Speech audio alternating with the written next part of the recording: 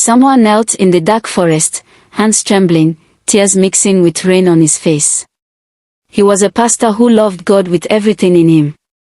For 15 years, he had served faithfully, preached truthfully, and prayed desperately. But that night, something answered his prayers. And it was not from heaven. He only wanted his church to grow. He only wanted to feed his wife. He only wanted to stop feeling like a failure every time he stood before those 12 empty pews. But what followed destroyed everything he believed in, tore apart his marriage, and left him staring into a mirror, unable to recognize the man looking back. And before this story ends, you have to ask yourself one question: if success required just one compromise, would you take it? Stay with me, because what Samuel discovered in that forest still happens today, in churches across America, in boardrooms, in homes where desperation meets opportunity, and the line between faith and ambition becomes dangerously thin.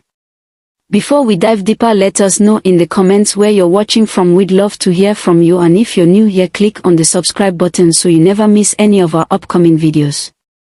Why do some churches explode overnight while others die slowly in silence?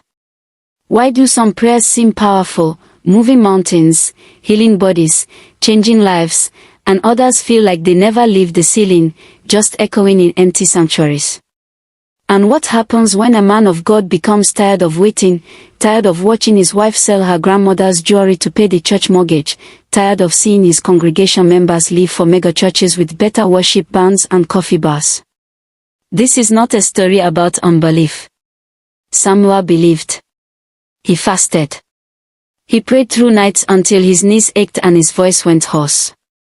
This is a story about impatience, about what happens when faith collides with human desperation. And the price of borrowing power from sources you never fully understand.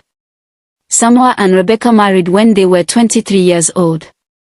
They were young, passionate, and convinced that God had called them to ministry. They didn't want the comfortable life, the safe career paths their parents suggested. They wanted to serve. They wanted to make a difference. Samuel worked construction during the day and studied theology at night, books spread across their tiny kitchen table, Rebecca quizzing him on scripture while she cooked dinner on a hot plate. She believed in him completely.